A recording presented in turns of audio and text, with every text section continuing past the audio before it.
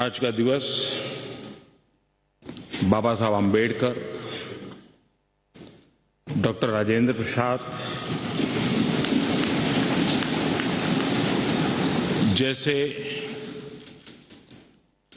दूरंदेशी महानुभावों को नमन करने का है। आज का दिवस इस सदन को प्रणाम करने का है, क्योंकि इसी पवित्र जगह पर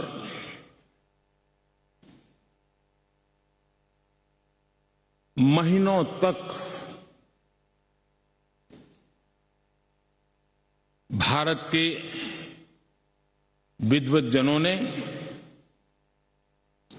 एक्टिविस्टों ने देश के उज्जवल भविष्य के लिए व्यवस्थाओं को निर्धारित करने के लिए मंथन किया था और उसमें से संविधान रूपी अमृत हमें प्राप्त हुआ है, जिसने आजादी के इतने लंबे कालखंड के बाद हमें यहां पहुंचाया है। आज पूज्य बापू को भी नमन करना है। आजादी के जंग में जिन जिन लोगों ने अपना बलिदान दिया, अपना जीवन खपाया, उन सबको भी नमन करने का यह अवसर है। आज 26/11 हमारे लिए एक ऐसा दुखद दिवस, जब देश के दुश्मनों ने देश के भीतर आकर के मुंबई में वह ऐसी आतंकवादी घटना को अंजाम दिया। भारत के संविधान में सूचित देश के सामान्य मानवीय की रक्षा की जिम्मेवारी के तहत अनेक हमारे वीर जवानों ने उन आतंकवादियों से लोहा लेते लेते अपने आप को समर्पित कर दिया, सर्वोच्च बलिदान दिया। मैं आज 26/11 को उन सभी बलिदानियों को भी आदरपूर्वक नमन करता हूं।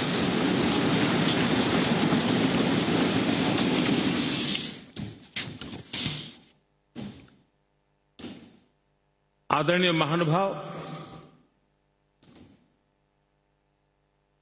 कभी हम सोचें कि आज अगर हमें संविधान निर्माण करने की नौबत होती तो क्या होता। आजादी के आंदोलन की छाया, देशभक्ति का ज्वाला, भारत विभाजन की विभीषिका, इन सब के बावजूद भी देश हित सुप्रीम हर एक के हृदय में यही एक मंत्र था।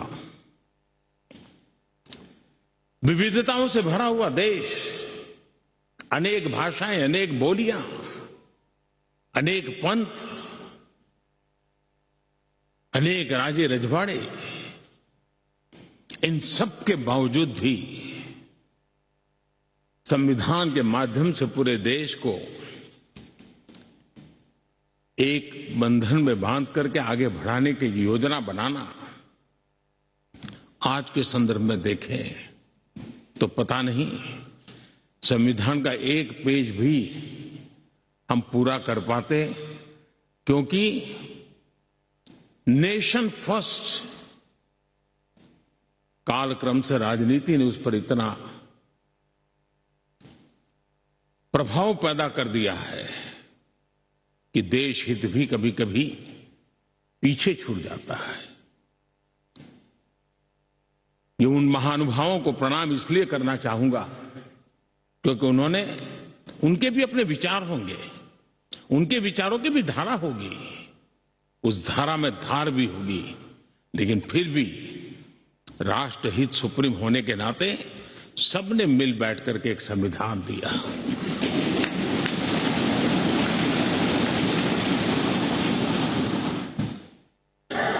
साथियों, हमारा संविधान ये सिर्फ अनेक धाराओं का संग्रह नहीं है।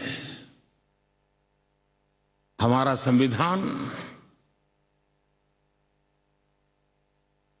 सहस्त्रों वर्ष की भारत की महान परंपरा, अखंड धारा, उस धारा की आधुनिक अभिव्यक्ति है।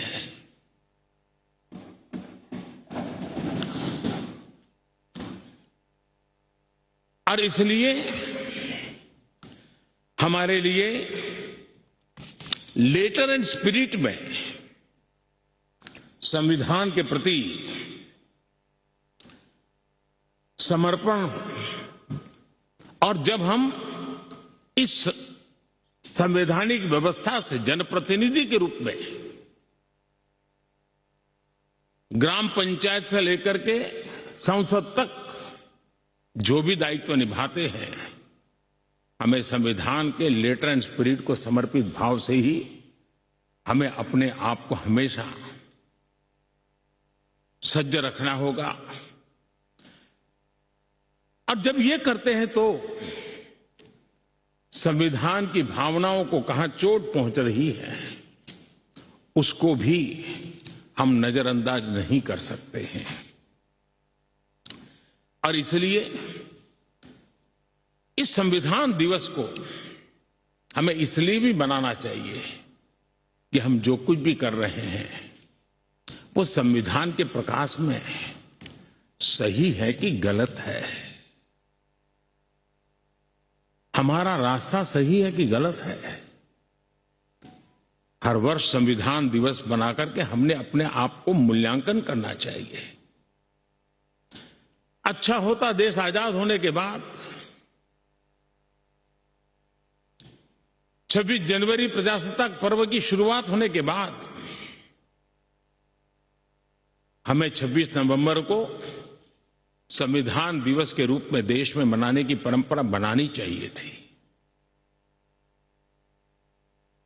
ताकि उसके कारण हमारी पीढ़ी दर पीढ़ी संविधान बना कैसे, कौन लोग थे इसको बनाते थे, किस परिस्थितियों में बना, क्यों बना, हमें संविधान कहां ले जाता है, कैसे ले जाता है, किसके लिए ले जाता है, इन सारी बातों की हर वर्ष अगर चर्चा होती है तो संविधान जिसको दुनिया ने एक जीवंत इकाई के रूप में माना है, एक सामाजिक दस्तावेज के रूप में माना है, विविधता भरे देश के लिए ये एक बहुत बड़ी ताकत के रूप में पीढ़ी दर पीढ़ी अवसर के रूप में काम आता। लेकिन कुछ लोग इसे चूक गए। लेकिन जब बाबा साहब आंबेडकर के 125वीं जयंती थी, हम सबको लगा कि इससे बड़ा पवित्र अवसर क्या हो सकता है कि बाबा साहब आंबेडकर ने इस देश को जो बहुत बड़ा नजराना दिया है उसको हम हमेशा हमेशा के लिए स्मृति ग्रंथ के रूप में याद करते रहे। और इसी में से, और मुझे याद है जब सदन में इस विषय पर मैं बोल रहा था 2015 में बाबा साहब आंबेडकर की 150वीं जयंती के निमित्त इस काम की घोषणा करते समय, तब भी विरोध आज नहीं हो रहा है, उस दिन भी हुआ था कि 26 नवंबर कहां से ले आए, क्यों कर रहे हो, क्या जरूरत थी। बाबा साहब आंबेडकर का नाम हो और आपके मन में ये भाव उठे, ये देश अब सुनने के लिए तैयार नहीं है।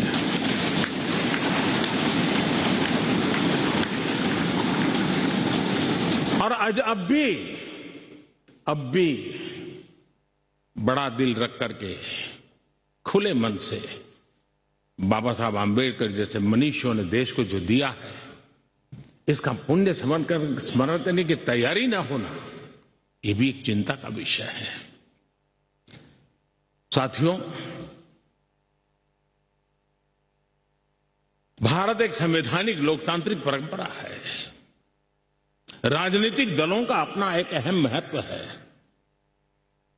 और राजनीतिक दल भी हमारी संविधान की भावनाओं को जन जन तक पहुंचाने का एक प्रमुख माध्यम है। लेकिन संविधान की भावना को भी चोट पहुंची है।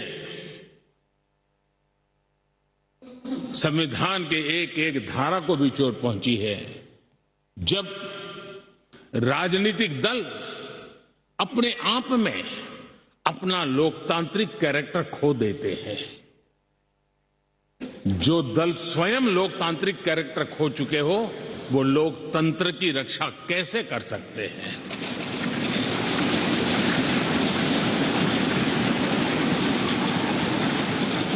आज देश में कश्मीर से कन्याकुमारी, हिंदुस्तान के हर कोने में जाइए, भारत एक ऐसे संकट की तरफ बढ़ रहा है जो संविधान को समर्पित लोगों के लिए चिंता का विषय है, लोकतंत्र के प्रति आस्था रखने वालों के लिए चिंता का विषय है, और वो है पारिवारिक पार्टियां।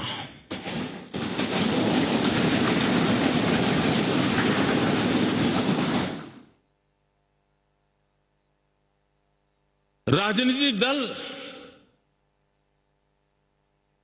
Party for the family, party by the family,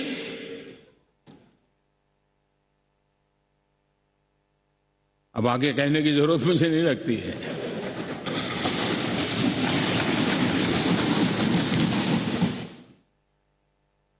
Kashmir से कन्याकुमारी हरी राजनीतिक दलों की तरफ देखिए, ये लोकतंत्र की भावना के खिलाफ है।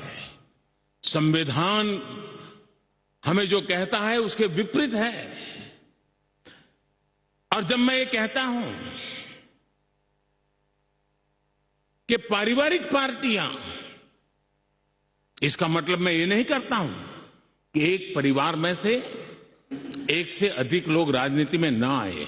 जी नहीं, योग्यता के आधार पर, जनता के आशीर्वाद से किसी परिवार से एक से अधिक लोग राजनीति में जाएं, इससे पार्टी परिवारवादी नहीं बन जाती है। लेकिन जो पार्टी पीढ़ी दर पीढ़ी एक ही परिवार चलाता रहे, पार्टी की सारी व्यवस्था परिवारों के पास रहे, वो लोकतंत्र, स्वस्थ लोकतंत्र के लिए सबसे बड़ा संकट होता है। और आज संविधान के दिवस पर संविधान में विश्वास करने वाले, संविधान को समझने वाले, संविधान को समर्पित सभी देशवासियों से मैं आग्रह करूंगा कि देश में एक जागरूकता लाने की आवश्यकता है। जापान में एक प्रयोग हुआ था। जापान में देखा गया कि कुछ ही पॉलिटिकल फैमिली ही व्यवस्था में चल रहे हैं, तो किसी ने बीड़ा उठाया था कि वो नागरिकों को तैयार करेंगे और पॉलिटिकल फैमिली के बाहर के लोग निर्णय प्रक्रिया में कैसे आए, और बड़ी सफलतापूर्वक 30-40 साल लगे, लेकिन करना पड़ा। लोकतंत्र को समृद्ध करने के लिए हमें भी हमारे देश में ऐसी चीजों की ओर जाने की आवश्यकता है, चिंता करने की आवश्यकता है, देशवासियों को जगाने की आवश्यकता है। उसी प्रकार से हमारे यहां भ्रष्टाचार, क्या हमारा संविधान भ्रष्टाचार को अनुमति देता है? कानून है, नियम है, सब है, लेकिन चिंता तब होती है कि जब न्यायपालिका ने स्वयं ने किसी को अगर भ्रष्टाचार के लिए घोषित कर दिया हो, भ्रष्टाचार के लिए सजा हो चुकी हो, लेकिन राजनीतिक स्वार्थ के कारण उसका भी महिमा मंडन चलता रहे, भ्रष्टाचार को नजरअंदाज करके सिद्ध हुई हकीकतों के बावजूद भी जब राजनीतिक लाभ के लिए सारी मर्यादाओं को तोड़कर, लोक लाज को तोड़ करके उनके साथ बैठना उठना शुरू हो जाता है, तो देश के नौजवान के मन में लगता है कि अगर इस प्रकार से राजनीति के क्षेत्र में नेतृत्व करने वाले लोग भ्रष्टाचार में डूबे हुए लोगों की प्राण प्रतिष्ठा कर रहे हैं, मतलब उनको भी वो रास्ता मिल जाता है कि भ्रष्टाचार के रास्ते पर चलना बुरा नहीं है। 2-4 साल के बाद लोग स्वीकार कर लेते हैं कि हमें ऐसी समाज व्यवस्था खड़ी करनी है। क्या समाज के अंदर, हां, भ्रष्टाचार के कारण कोई अगर गुना सिद्ध हो चुका है तो उसको सुधरने के लिए मौका दिया जाए, लेकिन सार्वजनिक जीवन में प्रतिष्ठा देने की जो स्पर्धा चल पड़ी है, ये मैं समझता हूं अपने आप में नए लोगों को लूटने के रास्तों पर जाने के लिए मजबूर करती है, और इसलिए हमें इससे चिंतित होने की जरूरत है। यह आजादी के 75 साल है, यह अमृत काल है। हमने अब तक आजादी के 75 साल दरमियान देश जिस स्थिति से गुजरा था, अंग्रेज भारत के नागरिकों के अधिकारों को कुचलने पर लगे हुए थे, और उसके कारण हिंदुस्तान के नागरिकों को उसके अधिकार मिले, इसके लिए लड़ना बहुत स्वाभाविक था और जरूरी भी था। महात्मा गांधी समेत हर कोई भारत के नागरिकों को उनके अधिकार मिले, इसलिए वो लड़ते रहे, ये बहुत स्वाभाविक है। लेकिन ये भी सही है कि महात्मा गांधी ने आजादी के आंदोलन में भी अधिकारों के लिए लड़ते लड़ते भी देश को कर्तव्य के लिए तैयार करने के लिए लगातार कोशिश की थी। उन्होंने भारत के नागरिकों में उस बीज को बोने की लगातार कोशिश की थी कि सफाई करो,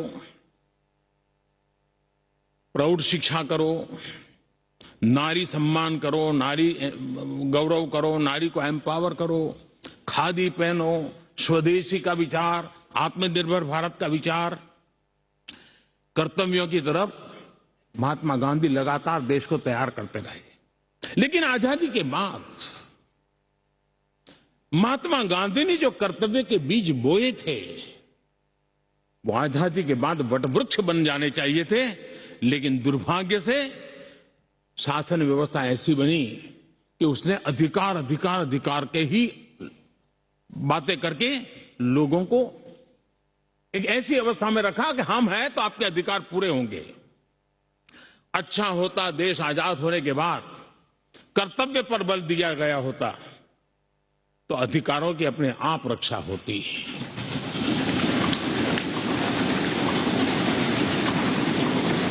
कर्तव्य से दायित्व का बोध होता है, कर्तव्य से समाज के प्रति एक जिम्मेवारी का बोध होता है। अधिकार से कभी कभी एक याचक वृत्ति पैदा होती है कि मुझे मेरा अधिकार मिलना चाहिए, यानी समाज को कुंठित रखने की कोशिश होती है। कर्तव्य के भाव से सामान्य मानवी के जीवन में एक भाव होता है कि ये मेरा दायित्व है, मुझे इसको निभाना है, मुझे करना है, और जब मैं कर्तव्य का पालन करता हूं तो अपने आप किसी के अधिकार की रक्षा हो जाती है, किसी के अधिकार का सम्मान हो जाता है, किसी के अधिकार का गौरव हो जाता है, और उसके कारण कर्तव्य भी बनते हैं और अधिकार भी चलते हैं और स्वस्थ समाज की रचना होती है। आजादी के अमृत महोत्सव में हमारे लिए बहुत आवश्यक है कि हम कर्तव्यों के माध्यम से अधिकारों की रक्षा करने के रास्ते पर चल पड़े। कर्तव्य का वो पथ है जिसमें अधिकार की गारंटी है। कर्तव्य का वो पथ है जो अधिकार सम्मान के साथ दूसरे को सुपुर्द करता है, उसके हक को दे देता है। और इसलिए आज जब हम संविधान के दिवस को मना रहे हैं, तब हमारे भीतर भी यही भाव निरंतर जगता रहे कि हम कर्तव्य पथ पर चलते रहें। कर्तव्य को जितनी अधिक मात्रा में निष्ठा और तपस्या के साथ हम मनाएंगे, हर किसी के अधिकारों की रक्षा होगी। और आजादी के दीवानों ने जिन सपनों को लेकर के भारत को बनाया था, उन सपनों को पूरा करने का सौभाग्य आज हम लोगों को मिला है। हम लोगों ने मिलकर के उन सपनों को पूरा करने में कोई कसर नहीं छोड़नी चाहिए। मैं फिर एक बार स्पीकर महोदय का इस महत्वपूर्ण अवसर के लिए बहुत बहुत बधाई देता हूं, अभिनंदन करता हूं। उन्होंने इस कार्यक्रम की रचना की। ये कार्यक्रम किसी सरकार का नहीं था, ये कार्यक्रम किसी राजनीतिक दल का नहीं था, ये कार्यक्रम किसी प्रधानमंत्री ने आयोजित नहीं किया गया था। ये सदन का गौरव होते हैं स्पीकर, सदन का ये स्थान गौरवपूर्ण होता है। स्पीकर की एक गरिमा होती है, बाबा साहब आम्बेडकर की गरिमा होती है, संविधान की अपनी एक गरिमा होती है। हम सब उन महान पुरुषों को प्रार्थना करें कि वो हमें शिक्षा दें, ताकि हम हमेशा स्पीकर पद की गरिमा बनाए रखें, बाबा साहब आम्बेडकर का गौरव बनाए रखें और संविधान का गौरव बनाए रखें। इसी की अपेक्षा के साथ आप सबका बहुत बहुत धन्यवाद।